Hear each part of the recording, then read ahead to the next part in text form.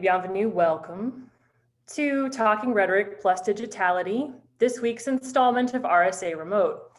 It's impossible to leave your troubles outside the Zoom room, we know. Oh, we know. So we thank you for joining us all the same. I'm your host, Michele Kennerly, and I am an associate professor of communication arts and sciences and, by courtesy, of classics and ancient Mediterranean studies at Penn State. I am also one of 3 editors of a new book series out of the University of Alabama Press called Rhetoric plus Digitality. And I'm joined by fellow co-editors Damien Pfister, Associate Professor of Communication at the University of Maryland.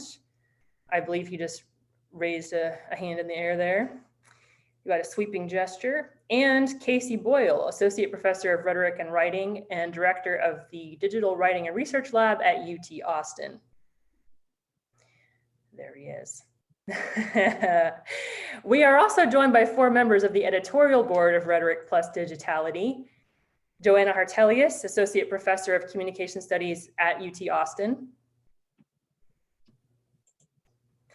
Angela Aguayo, Associate Professor of Media and Cinema Studies at Southern Illinois University. Jim Brown Jr., Associate Professor and Director of the Digital Studies Center at Rutgers, Camden. And Jiyeon Kang, Associate Professor of Communication Studies at the University of Iowa. That is the assemblage. In essence, the Rhetoric plus Digitality book series aims to catalyze how we understand fundamental principles and practices of rhetoric under the condition of living with digital technology. We have a fuller vision or mission statement pinned to our Twitter account, which is at RHET_DIGI, and we'll put the full editorial board in the Zoom chatter box so that you can take a look at that as well. Today, we'll be letting the launch of the book series be an occasion for talking about what impulses surge and inclinations tilt in us and in you when we pair rhetoric and digitality. The plan then is first to hear from the series editors, their positions on the question, what does digitality mean for rhetoric and rhetoric for digitality? Then, the 7 of us will talk through 5 theses for rhetoric's digital future. We've brought 4 theses with us, and we're hoping you all watching can help us generate a 5th. These theses are meant to be exploratory and not hortatory. That is, we're not issuing commandments that ought to govern scholarship in general or the book series in particular. You might be asking yourself, where should I submit a 5th thesis? The Q&A function is a great place for that. And it seems the chat function is also working for attendees, so that'll work too. And the last preliminary, we want to give a quick thanks to Eric Detweiler, Jeff Clegg, Jen Malkowski, and Kathy Sessa for their setup savvy. We appreciate it. First up then are Casey, Damien, and myself addressing the question, what does digitality mean for rhetoric and rhetoric for digitality? Casey's going to start us off. That's news to me, but I'll go ahead and start. Surprise! I kind of built it around like going last, but that's okay. That's fine. We can. No, I can go first. And go first. It's all good. I think the term digitality itself kind of originates with Nicholas Negroponte's coining of the term in Being Digital. It's a book that came out 15, 20 years ago, and it described the condition of living in and amongst digital technologies, digital media, but also digital computation and infrastructural technologies. And so when we were coming up with a name for the series, we were all really high on the word digitality. And because we wanted to talk about the conditions of what we might say is digital rather than anything in particular as digital in and of itself. So my position on rhetoric and digitality, what they each do for each other, has largely been written pretty much by an article I co-authored with Jim Brown and Steph Sarasso last year in the RSQ's keyword issue, where we talked about digital rhetoric. And one of the things we wanted to talk about there, and I wanted to intensify here, is that digitality is conditional, period. We think about programming in terms of if and then statements, right? We think of things like for loops and iterations and applying rules to everything in a sort of iterative fashion, repetitive fashion. These things were a part and parcel of rhetoric well before anything like anything got started, right? And so, if anything, rhetoric and digitality, it's conditional. It also includes things that happen prior to anything digital. So certain inequities that happen in society prior to digital get intensified perhaps with digital formations and digital contours. And so it's not anything removed from our own persuasive or suasive effects of rhetoric. It's part and parcel in that. So it's also, in addition to being conditional, if then, it's also conditioning. So it's tough now to not go to a screen when we're looking for news, or go to this, and find our place in the world through GPS rather than landmarks and monuments and whatnot. And so in addition to it being conditional, it's also rhetoric and digitality are conditioning. So those are the two things I want to put up in terms of a statement, but also refer you to that article that I wrote with Jim and Steph.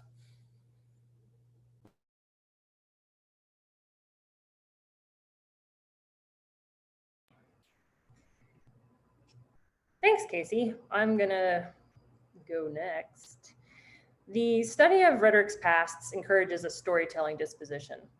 Histories of rhetoric are incomplete when they do not attend to the affective structures and material infrastructures that carry certain communication concepts, concerns, and conditions forward and leave others behind. For me, the meeting of rhetoric and digitality means the promise of narratives about antecedents and analogs, sometimes very distant ones, to the digital phenomena of the past 7 or 8 decades. But more pressingly, it also includes narratives about outliers, false starts, alternatives, disruptions, challenges, and oppositions to those digital phenomena that we can treat as predecessors to current and future forms of resistance. Here are 2 categories of digital work that narrate in that way and from which we can learn. The first one could call histories of the future. So when the information age was emerging in the 1940s to the 1970s, how were the historical actors envisioning the future? And how were they shaping, enabling, and constraining the future we inherited? For instance, in his 1950 book, which I will try to make not look like a ghost book, but I'm not succeeding, The Human Use of Human Beings, the MIT mathematician Norbert Wiener writes about patterns of communication in human societies. He says that in general, the US American ideal is of open and unblocked social communication.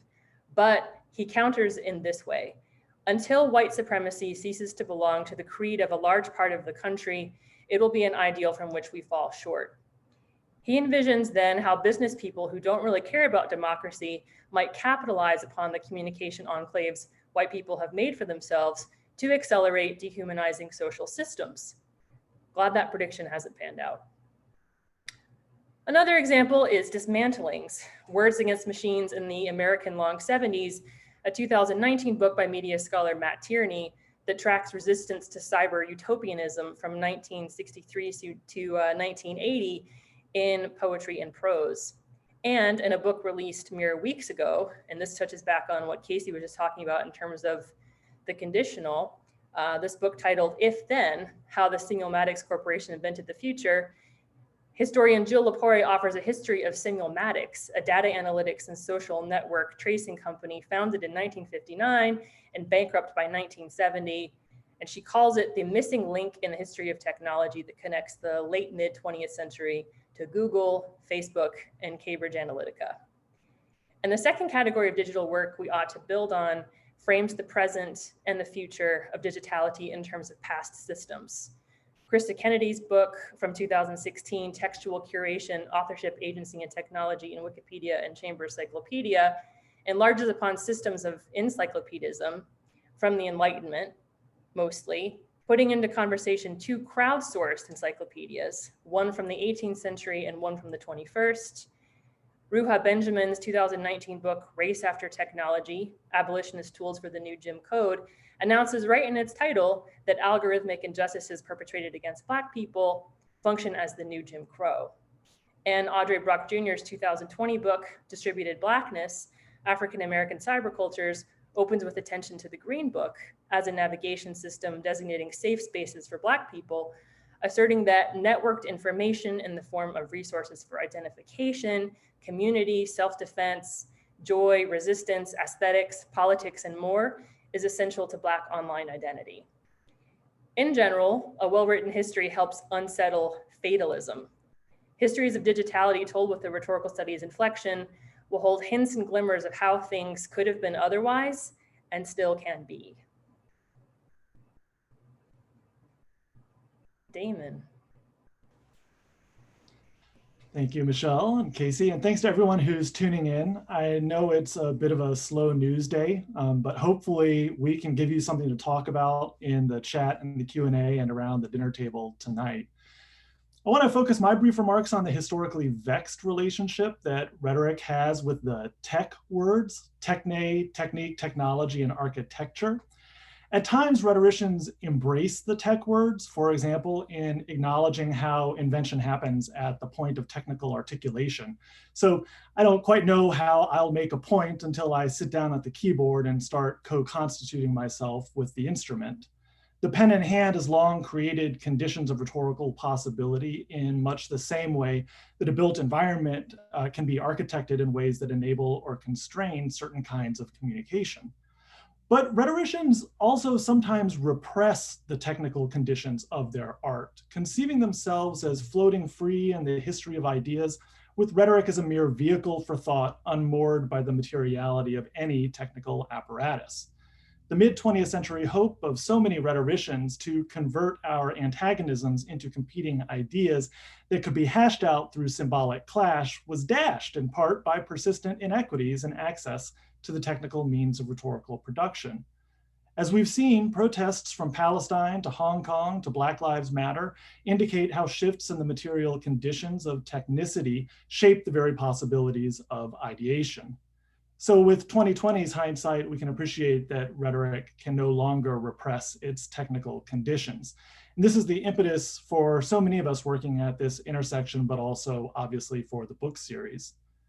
The advent of any new medium produces rhetorical entrepreneurs that push the boundaries of what rhetoric can be. And now many of those rhetorical entrepreneurs are not human, but bots, algorithms, smart homes, and haptic devices that require us to revise our theories of how rhetoric happens and what it does when it happens. Digitality, I think, is a useful term to think with in our current context in which the question of the technical can no longer be elided. And we might think about the term in terms of two different triads. So we might think about digitality as that which absorbs and follows postmodernity, a cultural moment that itself absorbed and followed modernity. Along these lines, then, digitality, like Casey was mentioning, is a background cultural conditions that rhetoricians simply have to be attuned to. Digitality might also make the old orality literacy pairing a little more trialectical, which offers another opening for rhetoricians invested in exploring the implications of mediation and rhetoricity. In my view, what's exciting about digitality is that it hybridizes oral and literate forms.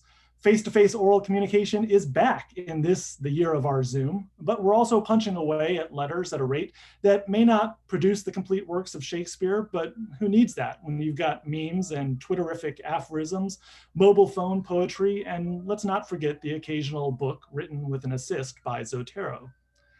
The interfaces between rhetoric and digitality are manifold, but I'd like to advance just one particular interface, and that is that it seems like digitality is remediating much of the history of rhetoric.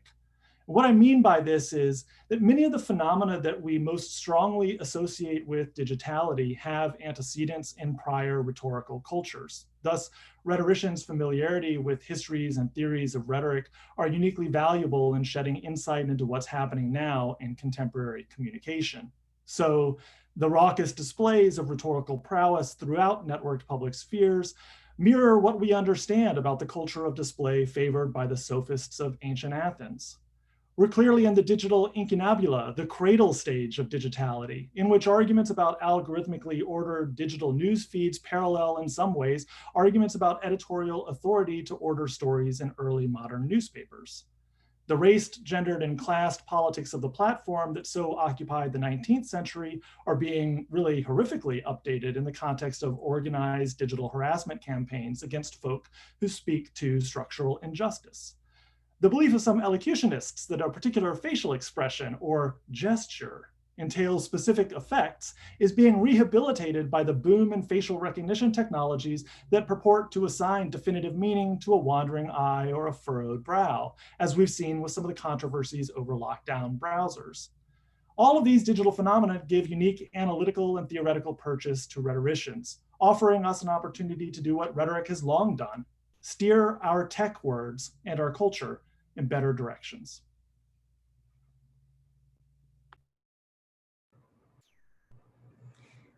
Thanks, Damon. We're going to transition now into something that will probably reach back into the position statements that we just issued, but may also venture out into new places. We shall see, because there is, as I mentioned, an interactive component.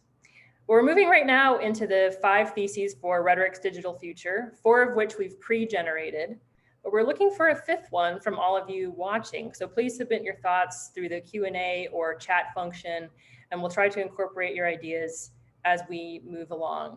And again, these are not meant to be commitments or commandments, but instead positions that are meant to encourage conversations between and among us. So the 4 theses that we've come with include this one. And this will just get us started. Here's the thesis. In rhetoric plus digitality, the plus is not additive, it is constitutive.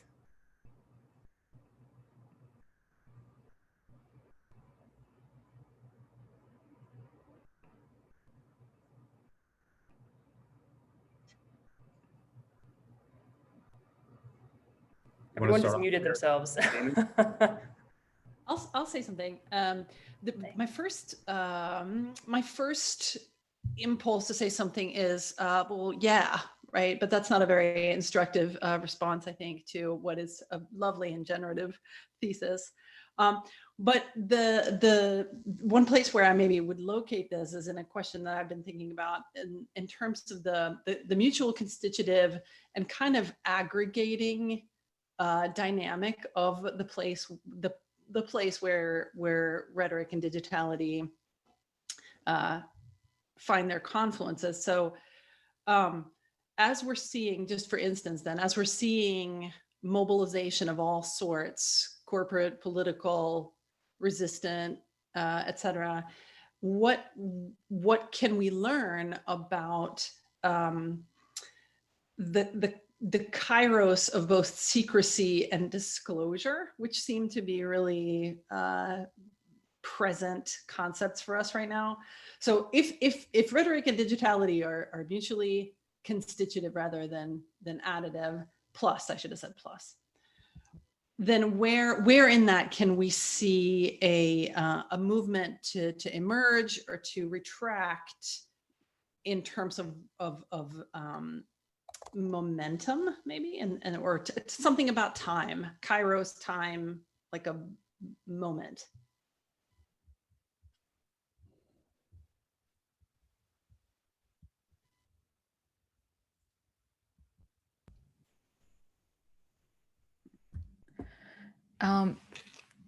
I can add something. So Johanna talked about kairos and then time. And then I was thinking about what felt like an ancient event, the Occupy Wall Street. So in 2011, when the Occupy Wall Street was formed online and had a season of protests, mostly in New York City, many quickly defined it as a blip on the ever-changing screen, and then just what younger people did with the new technology. But the slogan of the 99% captivated many Americans, and then Bernie Sanders had been around for a very long time, but he had been considered too radical for mainstream politics. But after that, he became a popular political figure, and then we've seen him since then. So, and then it really shows that how digitality is producing places, subjects, and modalities, or what is considered commonsensical or the doxa of the public discourse. And I think that it also shows that the digital and non-digital, textual and performative, and then what we typically see as temporary or enduring changes are not that easy to separate from each other, but they all collectively constitute the rhetorical landscape. So those are some of the thoughts I had about this. Yeah, I'll jump in here too and just say that I think both of those examples link up with what this thesis made me think of, which is Colin Brooks' Lingua Fracta, where he argued kind of early on that rhetoric and the digital would sort of be mutually constitutive. I forget exactly how he sort of phrases that. But when I read that I mean, I don't remember I don't have the year on hand, but I didn't really fully appreciate kind of importance of that statement. And I think that's because I felt like we were still at a kind of point where, to kind of harken back to some of the things Casey said and that we talk about in the piece that he referenced, there was still felt like a clearer demarcation point between the digital and the non-digital. And so when people would say, well, these two things are, mutually transformative is the phrase that Colin uses there. I would say, well, I mean, that sounds right to me in the abstract, but I didn't have a clear sense of exactly what it meant in practice. I didn't have a clear sense of like what it looked like. And the two examples that we've just heard are really good examples, I think, of how that intensification happens in ways that we now live with on a daily basis. And in a sense are perhaps even harder now to notice because they are sort of in the air. But I remember reading that mutually transformative language and thinking like, theoretically it made sense to me, and in the abstract it made sense to me, but I didn't have a clear sense of like what it actually meant. And now I feel like the examples of it are sort of everywhere, and in some ways easier to see and in some ways harder to see.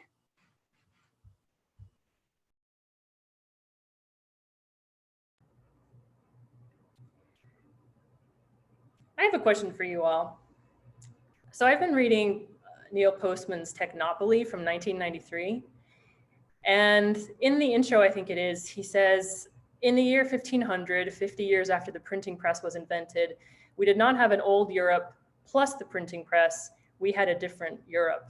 So that plus really jumped out at me as I was thinking about our discussion today and the question of whether we're dealing with addition or intensification, or whether we're dealing with, again, the constitution of something totally alien, and how it is we go about reckoning and negotiating that potential tension. I would say that it can be additive, but also intensifying. It doesn't have to be two different ones, right? And so that quote about there being a new Europe is probably what we're seeing today is like, many new things, right? Some things have been added on and they continue on just as long as they did before, but others, probably many more so, are just intensified and it proliferates differently, I suppose. So maybe not an either or, but just like, both and whatnot.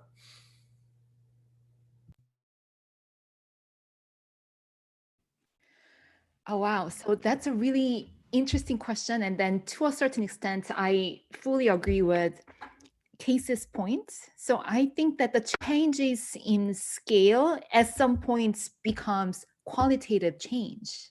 So maybe that's in line with what Michele, your question asks, and then Casey's point.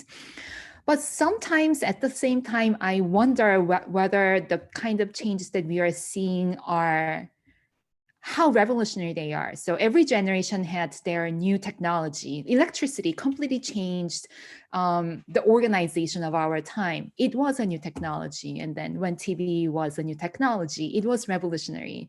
And then we happen to live with this certain kind of revolution technologies. And I am constantly wondering whether I am overemphasizing my generation's new technology, or whether I have the perspective to situate this generation's technology in the larger history. So another question, not an answer, but yeah. We have an interesting comment too from Darlene Hansis, who's watching. Hello. And they say always both and. Comments resonating with the line from Conquer Good about simultaneity of construction and construal. I dig it. Yeah, and I mean, one way that I might slice this particular onion is to say that, you know, digitality is adding certain dimensions to, let's say, how we understand our national borders, national public spheres, national discourses, but it is also transforming the way in which we are thinking about the planet. I mean, the digital media are the first global medium, and so I think we're getting a little bit of that sense of the Earthrise, if you will, with the fact that people from so many different parts of the world can talk with each other. Someone else in the comments mentioned the K-pop fans flooding the racist hashtags from a couple of weeks ago. You know, that's giving us a glimpse of the kinds of global activism that we're seeing now, and I think kind of giving us an appreciation for the planetary imaginary that is beginning to take form, which I think is, you know, is an example of how digitality both adds to our understanding of sort of extant structures, but also transforms the way in which we imagine our interconnection and interdependence with others. I think the concept of a global imaginary is so it's so seductive that it very easily forecloses, I think, critical perspectives of our readiness and competence in something that would even approximate global imaginary. In the pre-conversation to this event, I heard some talk about attention to form, and kind of something along the lines of are we overestimating the prospect of these tech type terms that we're busying ourselves with, and this. So when we talk about global imaginary, I feel as though as rhetoricians, we might reach for words like hope and despair, and see what we can get there. I'm by no means a scholar of affect at all, but it just seems like that concept of imagination and invention has to be coupled with some gut checks on where we are on affect and experience.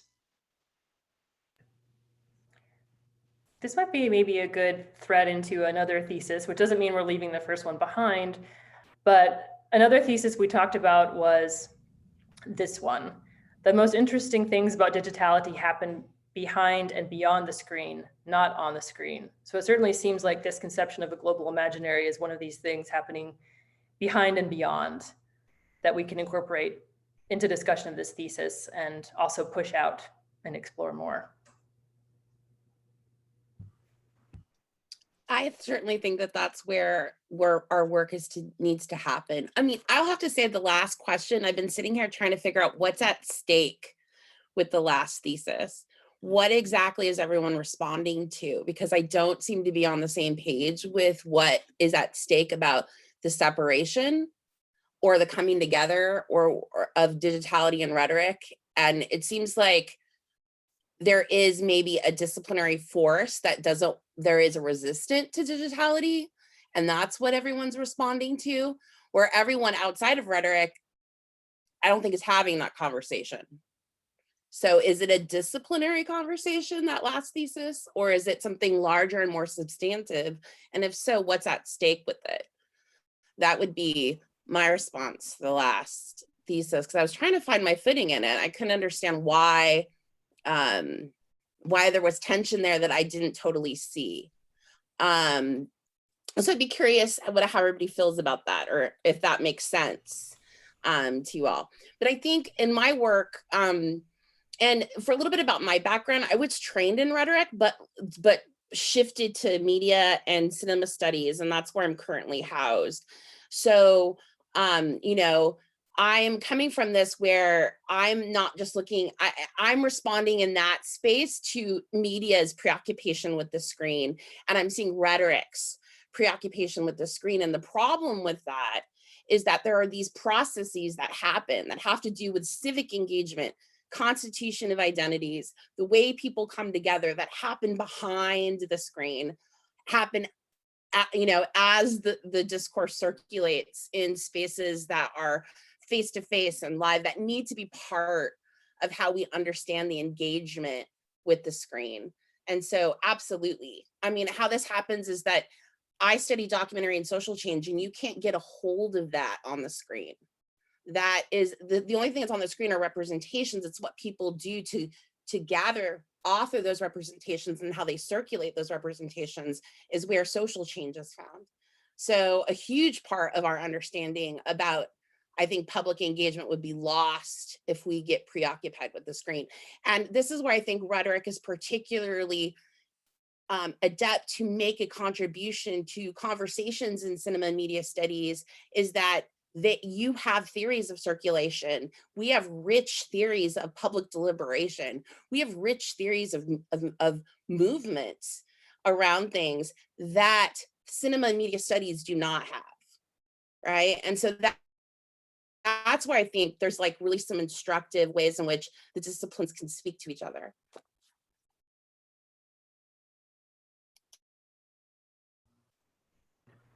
Let's take a shot at sort of tying together the first and two theses, and to kind of respond to that question about the stakes. I was thinking about the sort of the way that so some of the things happening on the internet in like 2014 and 15 were precursors and prefiguring the 2016 election, and that that became, for the people who were studying and or living inside of those things, they felt big at the time that they were happening.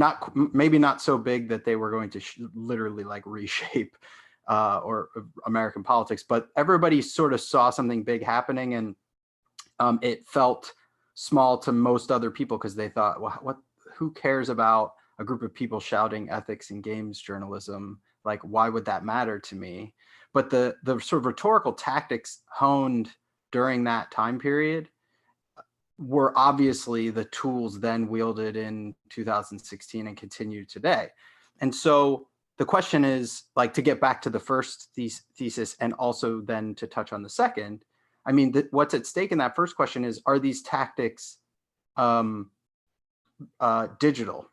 Like, or are they just rhetorical? Or do they rely on digital technologies? Or are they, and I think most people here would, of course, you know, we don't have to pick between the two, but we do have to have a good answer for what's getting exploited in those moments and how the tools are being sort of used to reshape discussion, or the lack of it, around politics. And then how they move from a discussion of like, let's troll and dox these people that we disagree with about video games, to let's support the sort of digital presence of this candidate and this ideology that we support, even if it's just for lulz and not actually for politics. Okay, so for me, the sort of what's at stake in that first question is trying to suss out kind of how much of what was happening in those couple of years prior to 2016 is digital, and how much of it is tied to a kind of other political forces. And then the question is like, to your sort of point, Angela, about the kind of the fetishization of the screen, to make clear to all of us, to theorists and practitioners alike, that this stuff isn't really happening on screen at all, that the screen is, and that's what I like about this, the second thesis, because if you had said that to me 2 or 3 years ago, I think I would have, well, even maybe farther back, like 5 years ago, I would have thought you were talking about things like code and hardware and sort of digging beyond surface effects. But now I think about that question in a much bigger sense, that thesis in a much bigger sense, which is to say the tools themselves become beside the point. The actual technologies become, they're of course important to study, but they are plugged into these networks of activity that we now have to really make much larger sense of. So that's a way to kind of tie the two together and to try to answer your stakes question for the first one, because I think we could get bogged in a kind of disciplinary discussion of like how the discipline has long seen the digital as a mere specialization and one that's frankly not the most important. That's part of the question, but I don't think it's the whole question. I think the other piece of this is like trying to figure out then if they're mutually transformative and constitutive, that means that what we're doing has to speak to much broader constituencies beyond the people on this in this webinar. Great. Yeah, if I could just pop in here, Pete Simonson's got a great bit in his book, Refiguring Mass Communication, about looking at particular figures in mass media as thread ends through which, you know, his cultural histories and social forces can be traced. What I like about this thesis and the what both Angela and Jim are sort of steering us towards is technologies are thread ends, right? And they may be the thing that we see, but they are also invitations to look into their own rhetorical histories, into their own material histories. And I think that that's, as you all so eloquently put, that's kind of where the action is, and why things like digital field methods are necessary, why, you know, approaches that are grounded in studies of infrastructure are useful, ways to sort of get into, you know, to see where the thread end of any particular technology can take you. Yeah, so listening to all of your really thought-provoking talks, I was thinking about this beyond the screen from the second question. And then, and then Angela, you're the first one who brought up this question of screen and then beyond screen. And I was thinking that how images or the video's de facto mode of communication in digital setting is radically polysemous or the polyvalent. So the images of the Gamergate or certain kind of sound bites, or the president speaking, the very real quality of sound and then video makes me respond very viscerally, but there can be different opposing affective responses to those kinds of images and then videos. And then I think that those digital texts are not only important as a text, but as a kind of Persian indices of the doxa or the interpretive community. In other words, by looking at how people respond to this polysemous text and images and then multisensory text, and maybe we can better understand the underlying doxa. And then I totally agree with Damien that digital ethnography is probably an important way to get at this question of beyond the screen. So.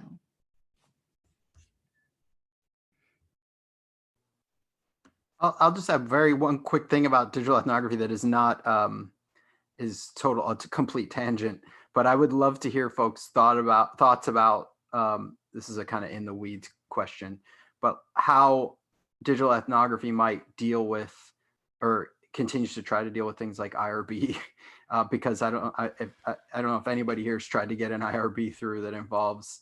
I know a number of folks have, and it would be interesting to hear those stories, but.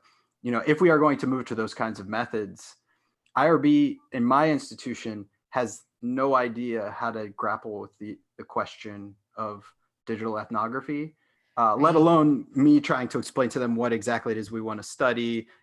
Add on top of that, privacy laws put in place in the EU recently that sort of bog everything down. So if in fact that is a future trajectory for work in this area, it's going to become a major problem because no one has a good answer for these questions about research ethics.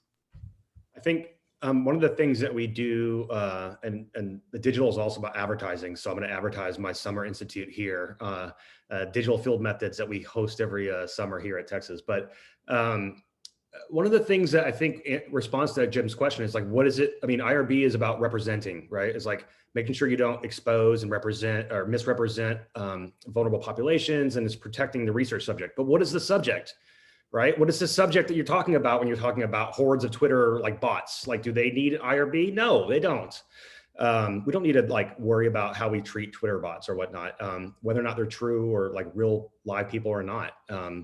Can they be exposed? Perhaps, but I don't know. So I think when we think about IRB, it's made for human subjects, but what if those subjects are not human? And we need to start questioning what subjects are we researching and trying to represent in these studies, right? And is non-representation something that has like a more sort of philosophical line of thinking? Is non-representation a good way and method in and through something like digitality and rhetoric? We're not trying to represent what a bot storm does or whatnot, but reenact its forces or whatnot. So yeah, so I think IRB comes into play with methods and digital field methods and whatnot, but we also have to rethink what we're looking at. The fine line that's been drawn for me, because I move between making documentary and then recording, doing field interviews with folks. And everything that IRB tells me is they want to throw me under oral history. And the fine line that gets drawn is the minute I can make something creative with anyone I want, and there's no regulations on me because that's a creative enterprise, that's art. But the minute I write about it is the minute it becomes human subjects and has to be under approval. So I have hybrid projects where I first do field interviews, and then I collect information, and then those turn into creative projects, and they turn into research projects. And the only way I can navigate so that I have the most amount of possibilities is to go through IRB, go under oral history, that framework, and then navigate that space in the way I need to. And it's archaic. It does not keep up with contemporary field methods. We can't reinvent and change the way we collect information if IRB is not going to keep up with that. So it's not a fun story. But in kind of in response to Casey's point, I love the idea of a consensus on a bot storm. What we're studying there is not human subjective rhetorical invention or even maybe utterances, but something else. But the more we maybe pull back from the edge of that, the more interesting I think we can discover, the more interesting we can discover our own assumptions. So is how individual does a bot have to be to seem less storm-like and more inventor-like?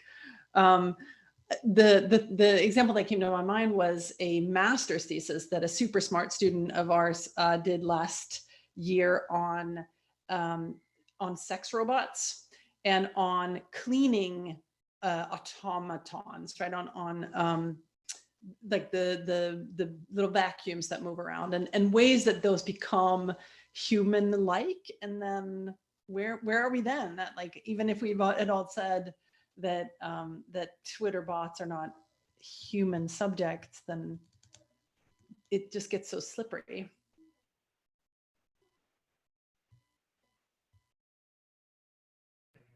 Yeah, this speaks to a comment we have in from Heather Woods, who studies smart homes and Alexa. And Heather asks if IRB, regarding the IRB, if subjects are not human, what are their network effects for humans? To what extent do these non-human subjects have access to human subjects? So that's a corollary to your point, Johanna, but something else to tuck in. I mean, far be it for me to to take over moderator duties. However, this does feed into the next thesis fairly nicely, I think. So Yeah. about new forms. So, but I don't want to, yeah. No, I almost did it, but then it felt premature. So I think the moment has arrived and you have seized the forelock of Bob Kairos. So do it. Well, okay. All right. I'll seize the forelock. That's great. So the third one was projects at the intersection of rhetoric and digitality should experiment with form, which in all honesty, I mean, the even just the move to things like field methods and ethnography is for the most part, now people like Angela and others have been doing this for some time now, so it's not as if it's brand new to the field. However, for the most part, it is an experimentation with form because you know, the sort of meeting of rhetoric and digitality still by and large relies on sort of interpretive, you know, textual work. So experimenting with form might intersect with experimenting with method. And then we can again get into the sort of not very interesting theoretical question, but certainly urgent question of like experimenting with form and its sort of ramifications for things like tenure and promotion review. I mean, and thinking about experimenting with form and the sort of launch of a book series is interesting. But formal experimentation can happen inside the sort of pages of a book as well. So I think it's really interesting to think about both. We tend in sort of digital studies, when we hear like experimentation with form, we might tend to think of like digital work. But I'd be very interested to hear what folks here and even the editors would say about like how much experimentation we might push for inside the kind of bounded book. If maybe I can not speak for, but a bit speak on behalf of my co-editors. These are conversations we've had. And, you know, I think that the worst mistake we could make is to think that the book is a static genre. Of course, anyone who studied book history knows that's not true. And especially with the advent of digitization, you know, we're seeing a lot of generic transformations of what a book is. And so I would say, I would really like to see this series be a place where people do experiment with genre and where the book is maybe part of a larger project, right? So I think that there's space to experiment with book plus kinds of research products. So I'm thinking here, you know, there are so many exciting large scale digital humanities projects that are going on. Many of which are being collected and circulated by Dave Tell's Public Humanities for All, or was it Rhetoric for All project. But I mean, these are sprawling and they can't necessarily be contained in a book, but there may be a book that accompanies them. And so I would just like to say, just on behalf of the series editors, I think Casey and Michele, you can, you know, chime in here if I'm misrepresenting your positions. But I want to say that we are looking forward to exactly those kinds of experimentations, even within the genre of the book, in addition to the other kinds of experimentations that other folks are doing and exploring right now as part of their research product. I'll jump in there and just say that Bonnie Mack, who's another member of our ed board for the book series, wrote a book about the page as a medium. And I think there's even a lot of fun that one could have with the page. Even if one's being fairly traditionalist in terms of what a monograph is and can do, such that maybe, you know, pages can be divided in half, and on the one half, you are, you know, doing what you need to do to perform argumentation that your department will approve of for promotion and tenure events. But on the other side, you are doing all other kinds of things, poetry, dropping images in there, whatnot. So I think the page itself affords creativity, and we should think about even pages and the places between chapters as places people can play.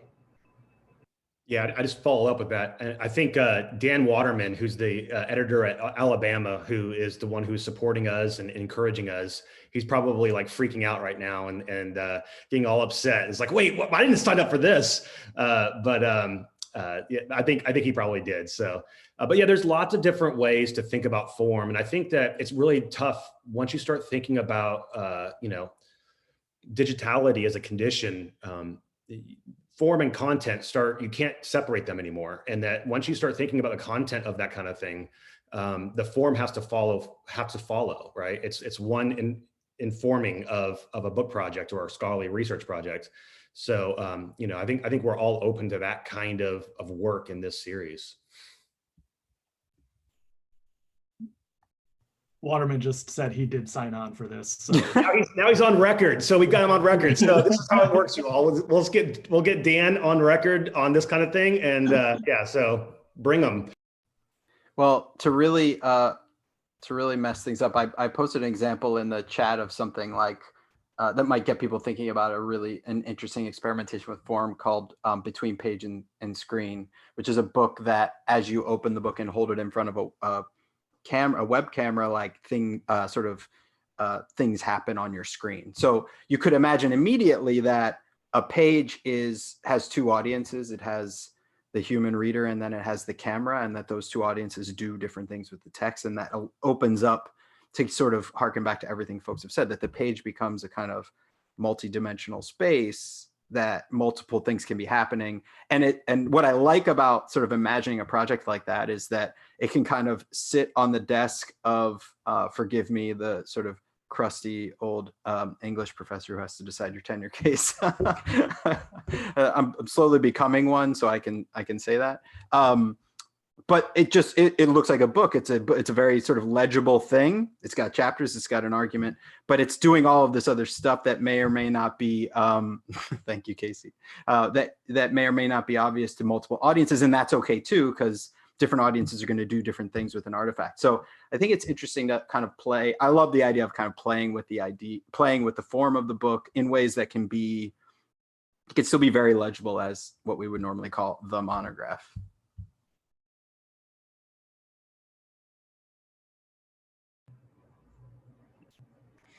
So I'm going to attempt to smuggle in another one of our theses, and that is that the COVID-19 pandemic has changed or should change how we think about rhetoric and digitality.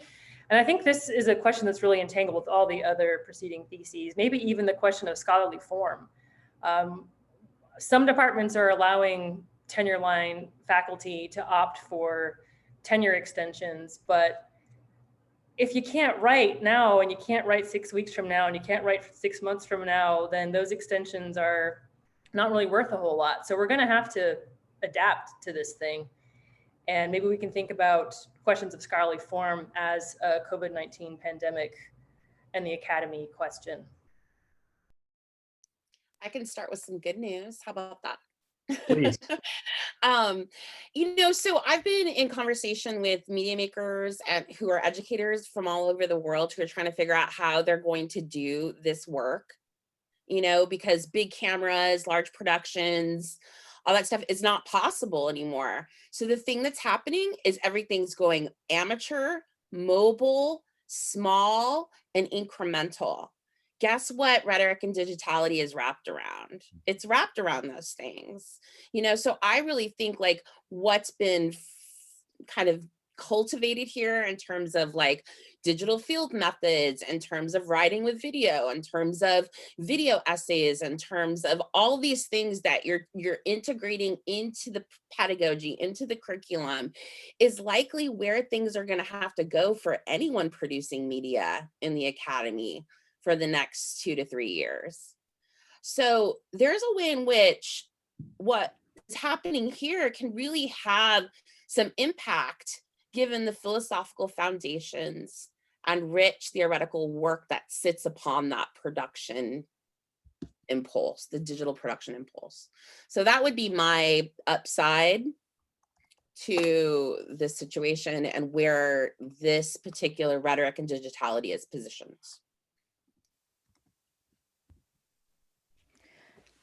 I don't mean to be a Debbie Downer here, but I did the up part so that everyone can be like the downer. So go for it. So thank you, Angela. I was thinking about, by the way, these days I see so many Amazon Prime delivery trucks, and then I've been wondering about the hidden sides or the infrastructural sides of those going online, and then differential mobilities, and then social hierarchies. So I am one of those lucky ones who can work from home with mobile digital technologies, but I'm sure that you are familiar with the statistics that women typically take up more domestic labor than men when both of them have the full-time jobs. And then like I can work thanks to Amazon, Instacart, and various kinds of delivery workers who cannot go virtual. And then I know someone who currently is doing on like virtual ethnography with immigrant domestic workers in Singapore, and then those South Asian women who are typically go out during the weekends where they gather and then have all kinds of counter-public. But during the pandemic, those South Asian women are not allowed to leave the home, and then their mobilities are very, very restricted. And then my friend is using the sneaky methods of just talking to those immigrant domestic laborers. So I've been just thinking about the differential mobilities, and then how we see certain kinds of mobilities and then upheld by a lot of invisible, immobile, or mobile labor that cannot go virtual. So.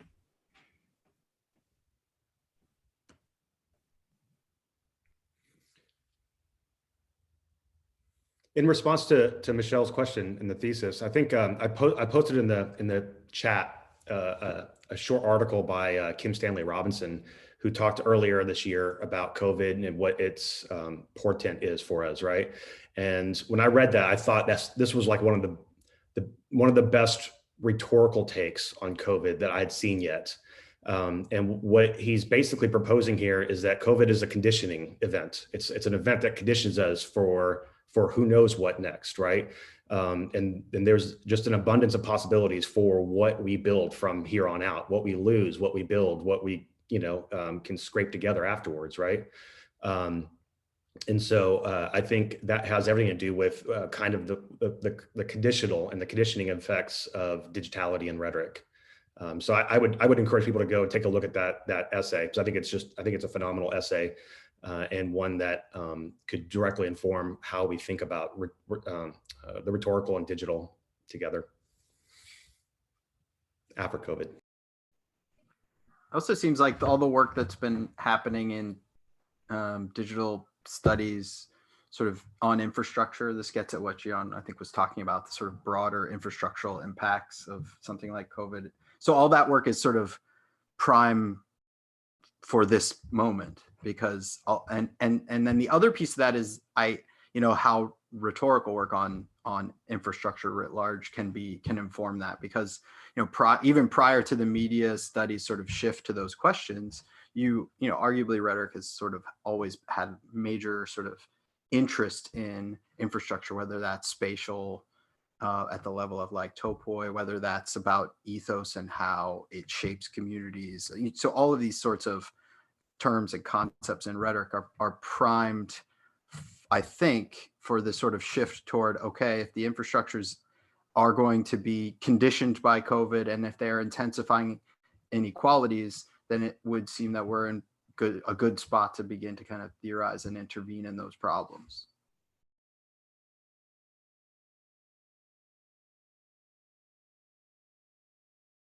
Well, it's looking like we're down to our last lean minute here. So I think I'm going to go ahead and thank everyone who participated today, starting with Joanna, Angela, Jim, Jiyeon, Casey, Damon, Eric, and Jeff behind the scenes, and all of you here participating today. Thanks very much for all your contributions to the chat and to the Q&A, and we're going to take a look at those afterwards and see what kind of meals we can make with them. And it is appropriate that we did bring 4 theses and thought that we'd be able to solicit a 5th one. And there were a couple little teasing suggestions here and there of how we might do that.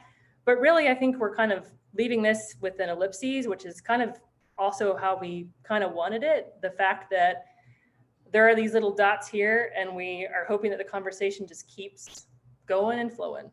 So until we see you next time, thanks so much for coming. Goodbye.